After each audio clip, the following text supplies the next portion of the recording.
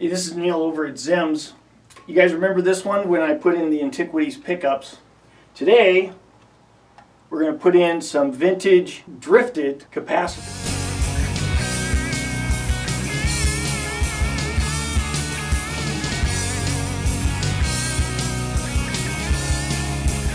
Okay, so what I picked up are some inexpensive 1950s Bumblebee Sprague capacitors. I got one here, got one there. One of these is rated at 12, but it actually, you'll see on the multimeter, it'll actually show up about 0.021, and normally the ones you want are the 0.022. But because it's drifted, and the 0.012 is not that popular, these are really cheap. You can get these cheap, and because you're not really putting 400 volts through these, it's just the guitar, it's the electricity that the guitar pickups generate and stuff. They're fine. They're fine. So what I got in here right now, I got one, and we'll see which one this one is. And so this multimeter, you can get them where they can check the capacitance. So I set this for 2 ohm, turn it on, 0.020. So this is going to be in my bridge. And then we'll put this one in. This will be my neck. Okay, now this one I got, it was advertised as 0.01, and this one's 0.01. So this one hasn't drifted. But the other one has. But when they're out of spec like that, they should be okay for what you want. It's just something you need to know going into it. And it's a cheap way to get some vintage stuff, because a nice within spec 1959 Bumblebee Sprague capacitors could be anywhere between $200 to $300. Okay, so what I'm going to do is I'm going to replace these orange drops with that. Should have plenty of room. We just gotta, I might have to angle something out of the way a little bit or something like that, but we should be good to go on that. Get it tinned out a little bit so it's a little easier. And so on these, I'm going to put the band towards the volume pot.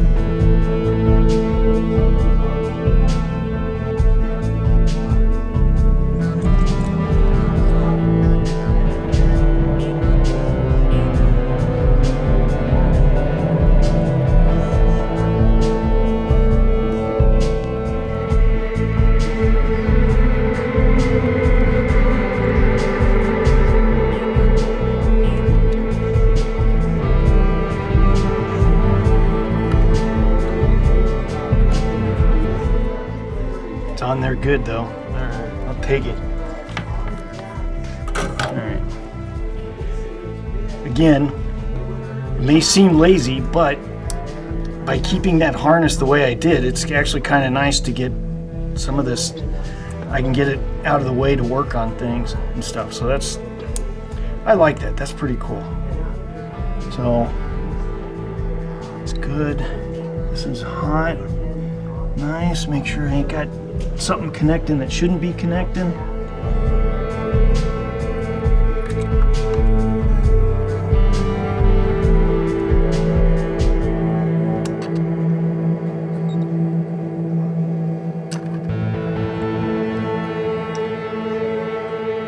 So I have to set this one up, angle it down a little bit.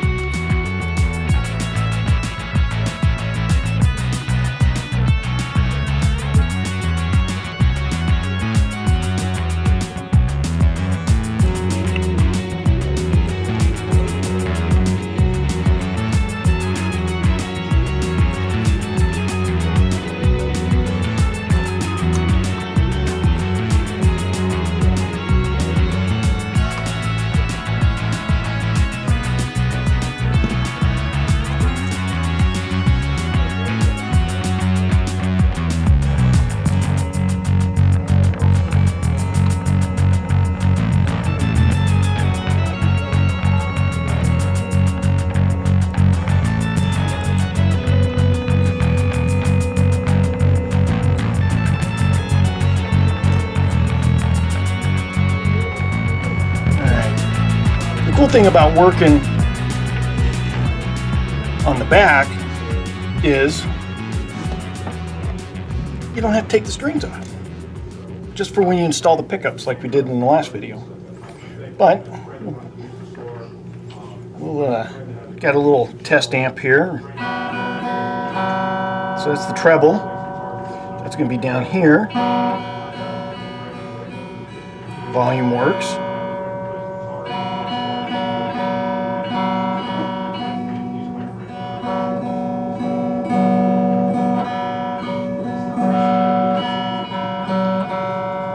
So that works. Do the rhythm.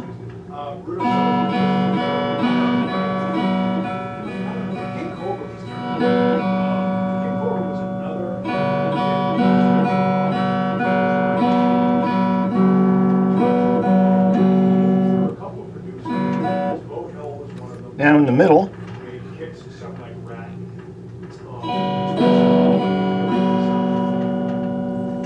But if I turn off the volume on one, because of the 50s wiring, you're not going to hear anything. So, screwdriver.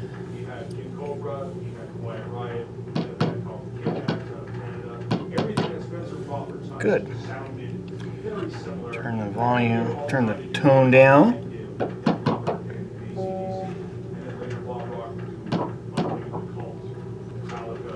That looks good. We'll do this. All right, nice.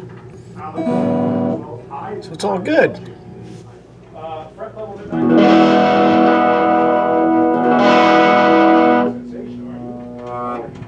Ooh, Yeah. sounds good.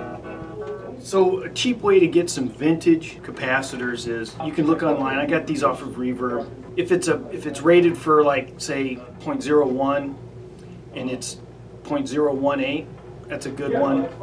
And I like using like on my custom that I have, I use a 0.015 in the neck and a 0.022, and those black beauties are those are vintage. Those are 1966, and they're within their specs. The thing to remember about the Bumblebee stuff, the Bumblebee pickups, is they're both made by Sprague. They're like they're very similar internally to the Black Beauties that you see in the late 60s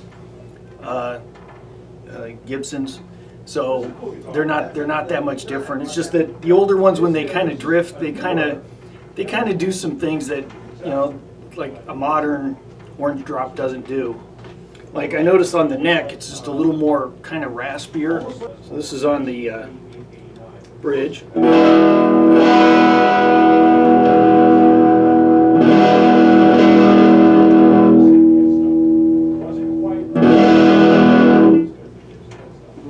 So a little raspier and stuff.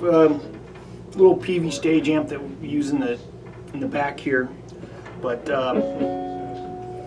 yeah, it's a cheap way to get into some vintage stuff if you need it. If you've already got like you know, like an older late 60s, early 70s Les Paul, and you want to kind of spice it up, or even on a new one, this is a 2016, getting the Antiquities, the vintage style PAF, where the coils don't match. They're, you know, one coil will be wound more than the other. So you got to have that. In the capacitors, and having the right capacitors is really good. And then just making sure you got properly spec'd potentiometers. So the Burns, CTS, these are, as you can see in the video, these are the Gibson branded, which I think are made by CTS. But no, I like the sound of this one. This thing is awesome.